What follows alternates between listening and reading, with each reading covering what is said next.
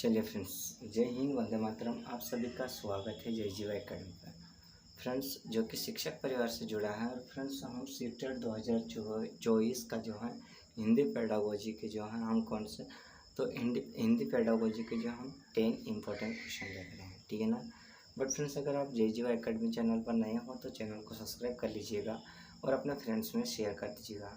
Friends, share करने का reason ये है कि हम जो है हर रोज़ आपके लिए नए नए वीडियोस लेकर आते हैं, वो आप तक सबसे पहले पहुंच जाएँ। तो जैसा कि फ्रेंड्स आप लोग जानते हो कि आज की जो है हम ले रहे हैं सीटेट के जो है हम ले रहे हैं 2024 के लिए, यानी कि हिंदी से जो हमने लिया हुआ है। कितने क्वेश्चन लिए हम जो है 10 क्वेश्चन लिए हुए हैं, ठीक है ना। तो 10 क्वेश्चन में जैसे हम क्वेश्चन फर्स्ट स्टार्ट करते हैं। पहला क्वेश्चन हमारे पास दिया हुआ है, थोड़ा ध्यान से पढ़िएगा और उसका आंसर जो है आपको क्वेश्चन में ही उसका आंसर आपको देखने को मिलेगा, ठीक है ना। तो जैसे हमारे पास दिया हुआ है कि शब्दों के अर्थ स्पष्ट करने की सर्वश्रेष्ठ पद्धति है। मतलब इसने क्या बोला है कि जैसे शब्द हैं, शब्दों के क्या है अर्थ निकालने के लिए जो है तो जो है सर्वश्रेष्ठ पद्धति कौन सी है, ये पूछा है। तो जैसे हमको दिया हुआ है, ऑप्शन में दिया हुआ है कि शब्दकोश देखना, शब्दों की व्याख्या करना, या शिक्षक द्वारा स्वस्थ या स्वयं स्पष्ट करना। ये हमको दिया हुआ है कि वाक्य प्रयोग द्वारा बच्चों को अर्थ का अनुमान लगाने का अवसर देना। तो फ्रेंड्स, इसका जो राइट आंसर होगा हमारा कौन सा हो जाएगा, तो हमारा राइट आंसर हमारा हो जाएगा तो वाक्य प्रयोग द्वारा क्या हो जाएगा, वाक्य प्रयोग द्वारा बच्चों को अर्थ का अनुमान लगाने का क्या देना, अवसर देना। कि जब बच्चे जो हैं शब्दों के अर्थ को क्या स्पष्ट कर सके, तो इसलिए जो है बच्चों को क्या करना चाहिए, अवसर देना चाहिए, ठीक है ना। उसी तरह हमको क्वेश्चन नंबर सेकंड दिया हुआ है। सेकंड क्वेश्चन क्या दिया हुआ है उसको थोड़ा ध्यान से पढ़िएगा, उसका आंसर जो है आपको थोड़ा ध्यान से लगाना है। तो जैसे हमको दिया हुआ है कि भाषा सिखाने की प्रक्रिया में अर्थ क्या है, अर्थ ठीक है ना, अर्थ गढ़ने का आधार मुख्य है। मतलब इसने क्या बोला है कि भाषा सीखने सिखाने की जो प्रक्रिया है उसमें जो है अर्थ गढ़ने का क्या है, मतलब आधार मुख्य है। तो कौन सा आधार मुख्य है ये पूछा है। तो जैसे हमारे पास दिया हुआ है यहाँ पर क्या दिया हुआ है ऑप्शन कि शिक्षक द्वारा अर्थ निकालना, शब्द देखना, पाठ्य पुस्तक या समाज संस्कृति परिवेश। तो इसका राइट आंसर हमारा कौन सा हो जाएगा फ्रेंड्स, तो इसका राइट आंसर हमारा हो जाएगा ऑप्शन नंबर 4 जो कि दिया हुआ है समाज संस्कृति परिवेश। लॉक कर दीजिएगा ऑप्शन नंबर डी को। ना कि हमारा सी होगा, ना हमारा डी होगा और ना हमारा ए होगा। अब उसी तरह हम बात करते हैं क्वेश्चन नंबर 3 की। क्वेश्चन नंबर 3 हमको दिया हुआ है कि कहानी कथन के उद्देश्य में कौन सा पक्ष शामिल नहीं है। अब देखिए फ्रेंड्स, जब निगेटिव क्वेश्चन करा है तो इसका आंसर भी हमको निगेटिव लेना है। मैंने आपको जो है हर क्लासेस में जो है आपको यही बोलता हूँ कि निगेटिव का भाई निगेटिव ही रहेगा। तो जैसे निगेटिव क्वेश्चन करा है तो उसमें जो है हमारे पास जो ऑप्शन दिए हुए हैं, ऑप्शन के दिए हुए हैं सृजनात्मक का विकास, भाषा के लिखित रूप में परिचय, या शब्द भंडार, या कोई नहीं। तो इसका राइट आंसर कौन सा हो जाएगा, ऑप्शन नंबर बी, भाषा के लिखित रूप से परिचित होना चाहिए।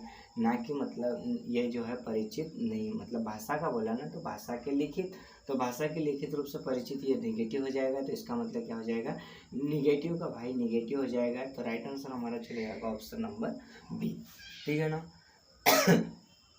अब हम देखते हैं क्वेश्चन नंबर 4। क्वेश्चन नंबर 4 क्या दिया हुआ उसको थोड़ा ध्यान से देखिएगा कि विद्यालय आने से पूर्व बच्चे के पास होता है। क्या होता है विद्यालय आने से पूर्व बच्चों के पास, ठीक है ना। फ्रेंड्स, थोड़ा नज़र मारिएगा, एक मिनट थोड़ा।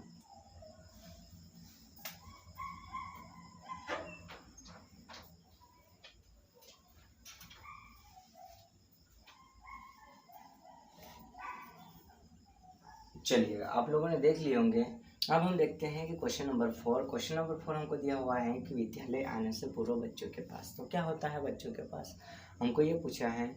तो जैसे मतलब विद्यालय आने से पूर्व बच्चों के पास तो क्या होता है, तो ऑप्शन हम पढ़ते हैं, थोड़ा ध्यान से पढ़िएगा। व्याकरण की समझ बिल्कुल नहीं होती है, हो सकता है व्याकरण की समझ जो है बिल्कुल नहीं होती है, नहीं बोला है तो ये तो मतलब हो नहीं सकता। व्याकरण की पूर्ण समझ होती है। व्याकरण की पूरी समझ कहाँ से हो जाएगी बच्चों को, ठीक है ना, क्योंकि विद्यालय में जब मतलब स्कूल में जब बच्चा पहली बार आएगा तो बच्चे को जो है मतलब व्याकरण की जो है समझ जो है पूर्ण समझ कहाँ से होगी, पूरी तरह से व्याकरण कहाँ से समझ पाएगा, ठीक है ना। तो ये तो हो नहीं सकता। व्याकरण की समझ नहीं होती है, ये बिल्कुल सही हो सकता है, क्योंकि इसने क्या बोला है कि सचेत समझ नहीं होती है। तो सचेत समझ मतलब व्याकरण की समझ होती है क्या? नहीं होती है, ठीक है ना, ये हो सकता है। अब हमारे पास दिया हुआ है कि व्याकरण की सचेत समझ होती है। अरे कहाँ से समझ होगी, बच्चों में नहीं होगी ना। तो राइट आंसर हमारा कौन सा चलेगा? ऑप्शन नंबर सी, जो को आपको लॉक करना है ऑप्शन नंबर सी, जिसमें दिया हुआ है कि व्याकरण की सचेत समझ नहीं होती है, ठीक है ना। जब बच्चा पहली बार स्कूल आएगा तो उसको व्याकरण कहाँ से आएगा, ठीक है।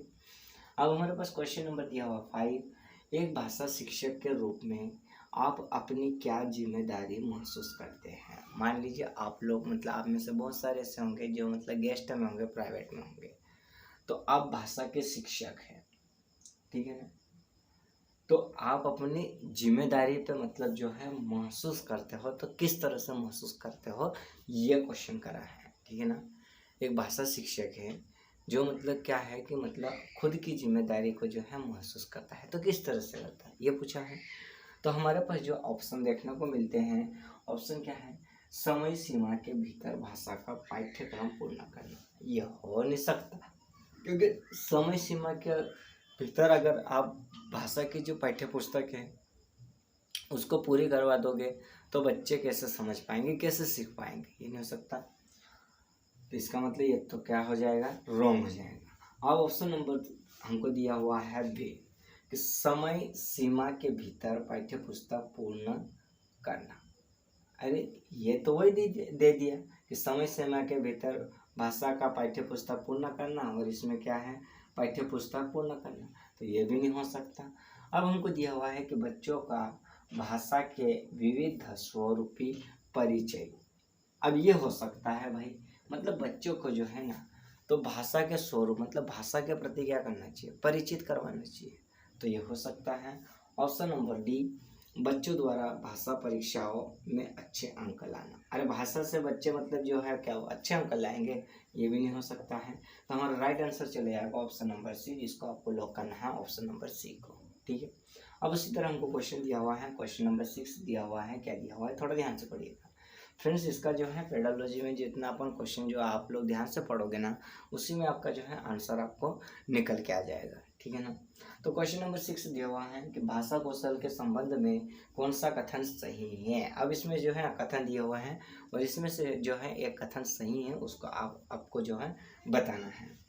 तो जैसे हमारे पास दिया हुआ है कि भाषा कौशल परंपरा अंतः संबंधित होती है, हो सकती है भाई। भाषा कौशल परंपरा अंतः मतलब परंपरागत हो सकती है। अब जो दिया हुआ है भाषा कौशल संबंधित नहीं होती है, नहीं, तो ये निगेटिव हो गया है, तो ये तो हो नहीं सकता। अब हमको दिया भाषा कौशल एक दूसरे पर प्रभाव नहीं डालती, ये भी निगेटिव हो गया, तो ये भी नहीं होगा। हमको दिया हुआ है कि भाषा कौशल स्तर सीखे जाते हैं, भाषा कौशल को स्तर से नहीं सीखा जाता है, तो ये भी निगेटिव हो गया। तो इसका राइट आंसर हमारा हो जाएगा ऑप्शन नंबर ए, जो कि मतलब अपने को दिया हुआ भाषा कौशल परंपरा अंतः संबंधित होती है, जो किसमें दिया हुआ है? ऑप्शन नंबर ए में, जो आपको लॉक करना है ऑप्शन नंबर ए, ठीक है ना फ्रेंड्स। अब फ्रेंड्स हम देखते हैं क्वेश्चन नंबर 7, बट आप थोड़ा इस पे जो है नज़र मार लीजिएगा, फिर हम देखेंगे क्वेश्चन नंबर 7।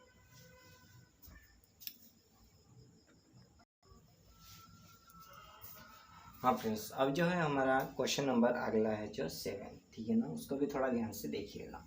क्वेश्चन नंबर 7 हमको दिया हुआ है कि हिंदी भाषा की कक्षा में मोना लिखते समय कठिनाइयों का अनुभव करती है, तो यह समस्या किससे संबंधित है? जब मतलब देखिए, हिंदी भाषा की कक्षा में एक बच्ची है जिसका नाम मोना है, और वो जो है क्या करती है, बच्ची जब वो लिखती है तो उसको मतलब क्या होती है? कठिनाइयाँ होती है। क्या होती है? कठिनाइयाँ होती है। तो वो किससे संबंधित है, ये हमको पूछा है, मतलब उससे जो है कौन सी समस्या है, ये पूछा है। तो जैसे हमारे पास ऑप्शन दिया हुआ है, ऑप्शन क्या दिया हुआ है? डिसलेक्सिया, डिस्ग्राफिया, डिसकैलकुलिया या डिसलेखिया, ठीक है ना। तो उसको जो मतलब समस्या है, तो वो किससे हैं? तो डिसग्राफिया से। किससे? डिसग्राफिया से। डिसकैलकुलिया किससे हैं? मैथ से। डिसलेक्सिया किससे हैं? तो ये डिसलेक्सिया हमारा जो है मोर्फिया से। फिर डिसलेक्सिया ये किससे हैं? तो ये पढ़ने से, ठीक है ना।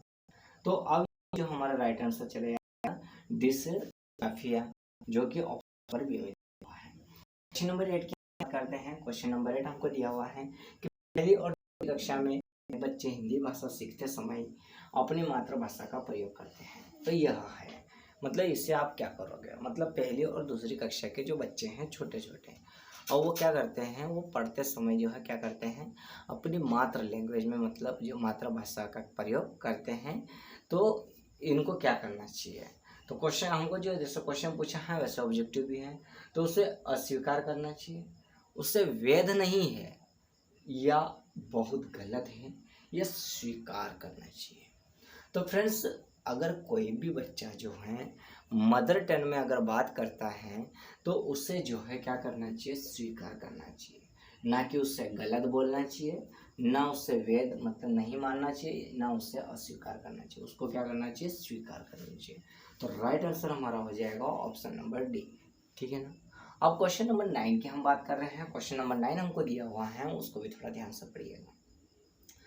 माया अक्सर शब्दों को लिखते समय अक्षरों को छोटा बड़ा लिखती है। मतलब माया एक बच्ची है, उस बच्ची को जब कोई भी टीचर शब्द देते हैं लिखने के लिए तो वो क्या करती है, छोटे बड़े अक्षरों में लिख देती है, या उनके बीच समान दूरी नहीं रख पाती है। वो छोटे बड़े अक्षर तो लिखती है बच्ची, बट वो उससे एक गलती ये भी है कि वो बीच में जो है समान दूरी नहीं दे पाती है। तो इसका पूछा है कि माया संभवतः के कारण ऐसा करती है। तो माया किसके कारण ऐसा करती है, यह हमको बोला है। तो जैसे हमारे पास दिया हुआ है, यहाँ पर हमको दिया हुआ है, थोड़ा ध्यान से देखिएगा। ऑप्शन हमको दिया हुआ है अज्ञानता, डिस्ग्राफिया, अरुचि या लापरवाही। तो बच्ची लापरवाही भी नहीं करेगी, उसको अरुचि तो हो नहीं सकती, उसको अज्ञानता ये भी उसको नहीं हो सकता। तो इसको जो प्रॉब्लम है वो किससे है, डिस्ग्राफिया से। किससे फ्रेंड्स, डिस्ग्राफिया से। अब क्वेश्चन नंबर हमको दिया हुआ है 10। भाषा का मनुष्य के रिक्त स्थान और मनुष्य के रिक्त स्थान के साथ गहरा संबंध होता है। तो कैसा गहरा संबंध होता है ये पूछा है। तो जैसे हमको दिया हुआ है ऑप्शन में, व्यवहारिता व्यवहार, ऑप्शन नंबर बी अस्मिता विचार, ऑप्शन नंबर सी वैचारिक व्यापार, या ऑप्शन नंबर डी इनमें से कोई नहीं। तो फ्रेंड्स, इसका जो राइट आंसर हो जाएगा कि भाषा का मनुष्य की अस्मिता और मनुष्य के विचार के साथ गहरा संबंध होता है। तो ऑप्शन नंबर हमारा चले जाएगा बी, जो कि राइट होगा। आप लोग कर दीजिएगा ऑप्शन नंबर बी को। अब क्वेश्चन नंबर 11 हमको दिया हुआ है कि संयुक्त परिवार में बच्चों का भाषा विकास अपेक्षाकृत बेहतर होता है। तो इसका आधार है, मतलब संयुक्त परिवार में जो है बच्चों का क्या होता है, भाषा विकास होता है। तो वो कैसा होता है ये पूछा है। तो बच्चों द्वारा बड़ों का अनुकरण करना, मतलब उनकी नकल करना, ये शायद हो सकता है। परस्पर अंतःक्रिया, या परस्पर प्रश्नोत्तर, या बड़ों की परिपक्व भाषा। तो फ्रेंड्स, इसका जो राइट आंसर हो जाएगा वो कौन सा होगा, आप लोगों को जो है कमेंट करके बताना है। ठीक है ना। तो फ्रेंड्स, आज की ये जो क्लास है आई होप आपको समझ में आई होगी। और फ्रेंड्स, हम उम्मीद करते हैं कि आप और आपका परिवार जो है बहुत ही कुशल मंगल होंगे। और फ्रेंड्स, आपको जो हमारी वीडियो अच्छी लगी होगी। ठीक है ना। तो फ्रेंड्स, आपको क्लास कैसी लगी आप लोग कमेंट करके बताइएगा। और फ्रेंड्स, अब जो है अगर आप JJ एकेडमी चैनल पर नए हो तो चैनल को सब्सक्राइब कर लीजिएगा। और इसी के साथ फ्रेंड्स, अब हम मिलते हैं नेक्स्ट वीडियो में, जो कि आज की इस क्लास को हम यहीं एंड करते हैं। थोड़ा आप लोग नज़र मार लीजिएगा। जय हिंद फ्रेंड्स।